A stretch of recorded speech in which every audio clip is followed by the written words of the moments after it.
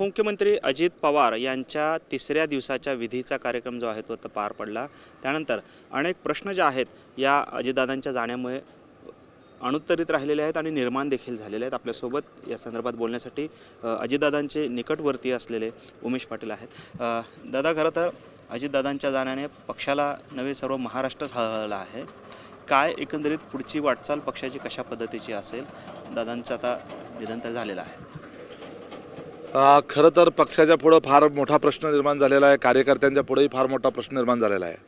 अजितदादांचं व्यक्तिमत्व इतकं जबरदस्त होतं आणि ते महाराष्ट्रव्यापी होतं आणि त्यांच्या कामाचा झपाटा कार्यकर्त्यांच्यामध्ये असली, त्यांच्याबद्दलची असलेली क्रेज आणि त्यातून त्यांचा जो संदर्भात एकंदरीत व्यक्तिमत्वाचा जो आवाका होता तो पाहता आता त्यांची उणीव ही सातत्यानं आम्हाला सर्वांना कार्यकर्त्यांना जाणवत राहणार आहे। आणि नेमक्या आता जिल्हा परिषद आणि पंचायत समितीच्या निवडणुका आहेत। मला सोलापूर जिल्ह्याला त्यांनी 2 दिवसाचा वेळ दिला होता। मी सभांचं नियोजन त्यांचं त्या ठिकाणी अतिशय व्यवस्थितपणे केलं होतं। एका तालुक्यामध्ये साधारण 2-2 सभांचं नियोजन आम्ही केलं होतं, परंतु आता त्या सभा त्या कधीच दादांच्या होऊ शकणार नाहीत। आता आम्हाला त्या ठिकाणी शोकसभा घ्यायची आमच्यावर वेळ आलेली आहे। खरं तर दादांच्या जाण्यामुळे दोन्ही राष्ट्रवादी एकत्र येण्याच्या आधी चर्चा सुरू होत्या जाण्यापूर्वी दादांच्या। या पुढची नक्की काय परिस्थिती असणार आहे? कारण दोन्ही नेते सकारात्मक होते आणि या झेडपी निवडणुकीनंतर दोन्ही पार्टी मर्ज होतील असं देखील बोललं जात होतं। काय परिस्थिती असणार आहे? या संदर्भामध्ये माझी अजितदादांच्या बरोबर बऱ्याच वेळेला खरं तर चर्चा झाली, परंतु अजितदादांच्याकडनं कधीच या बाबतीमध्ये दुजोरा मिळाला नाही।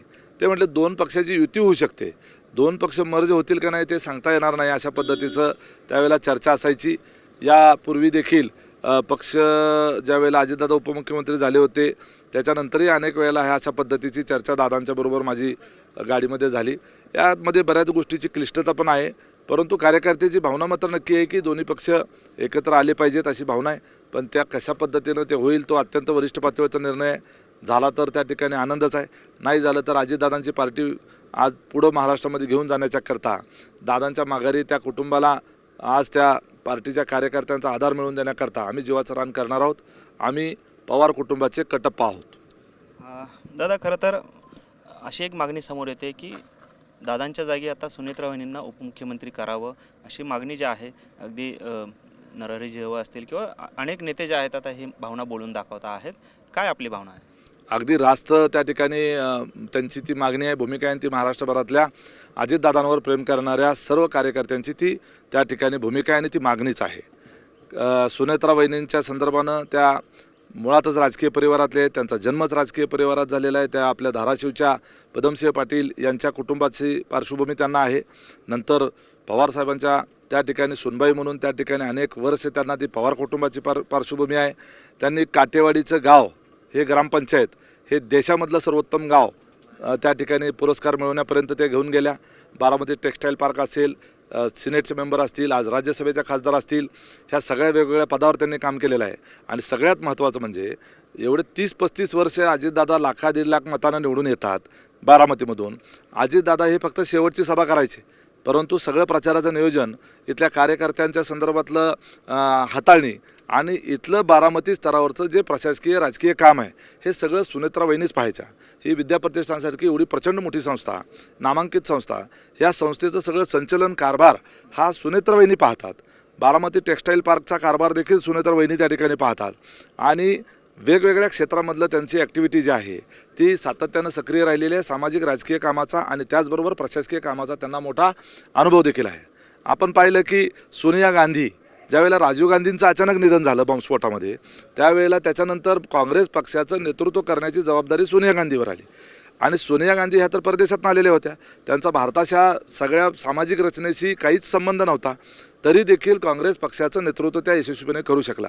त्यांना कुठलाही राजकीय अनुभव नव्हता, त्या कुठल्या राजकीय पदावर नव्हत्या, त्या आमदार खासदार नव्हत्या, त्या प्रशासनातला त्यांना अनुभव नव्हता, त्यांना भारत देशच माहीत नव्हता, तरीसुद्धा त्यांनी या भारत देशातल्या सगळ्यात मोठ्या पक्ष असलेल्या काँग्रेस पक्षाचं नेतृत्व केलं आणि त्या पक्षाचे त्यांनी 2दा पंतप्रधानही त्यांनी त्या ठिकाणी केले।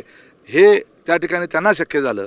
तर मग सुनेत्रा वहिनींना त्या ठिकाणी एवढी मोठी राजकीय पार्श्वभूमी आणि प्रशासकीय राजकीय सामाजिक कामाचा अनुभव असल्यामुळं त्यांना काही अडचण येईल असं मला वाटत नाही।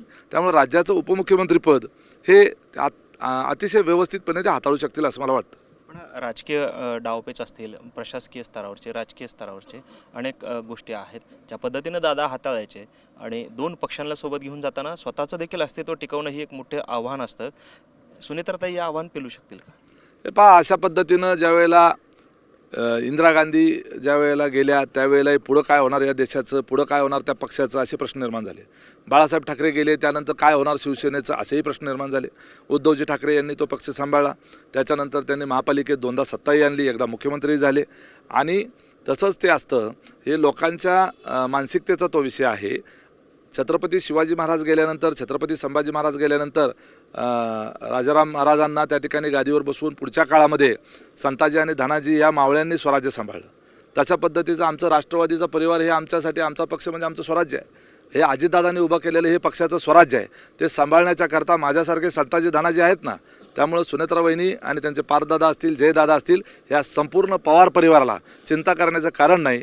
आमच्यासारखे संताजी धनाजी हजारोने या महाराष्ट्रामध्ये त्यांच्याकरता जीवाची बाजी लावायला तयार आहेत. दादा, खरं तर काल जाहिराती ज्या दिल्या गेल्या भाजपकडून त्याच्यावरून संजय राऊतांनी टीका केली की नक्की जाहिराती दिल्या गेलेल्या आहेत, पण कुठेतरी राजकीय त्याच्या मागून मेसेज देण्याचा प्रयत्न होतो का, असं संजय राऊतांचा संशय आहे. काय वाटतं? जे आता जाहिराती हा विषय वेगळा आहे. त्याच्यामध्ये शोकाकुल हे संपूर्ण देशच आहे. माननीय पंतप्रधानांनी देखील अजितदादांच्या दुःखद निधनाबद्दल शोक व्यक्त केलेला आहे. वेगवेगळे राजकीय पक्ष शोक व्यक्त करत आहेत आणि भारतीय जनता पार्टीने तो शोक व्यक्त केलेला आहे. एवढंच की त्यांनी जाहिरातही त्या ठिकाणी दिलेली आहे. त्याच्यामुळे त्याच्यात वेगळा अर्थ काढण्याची काय आवश्यकता आहे असं मला वाटत नाही. हे होते उमेश पाटील. आणि आमच्यासारखे संताजी धनाजी जे आहेत ते राष्ट्रवादीमध्ये मोठ्या प्रमाणात आहेत आणि आम्ही ते सार्थपणे आमचा पक्ष चालवायला सक्षम असल्याची प्रतिक्रिया त्यांनी दिलेली आपल्याला पाहायला मिळते. कॅमेरामन विनोद हुनाबादकरसह सागर सुरवसे, TV9 मराठी, बारामती.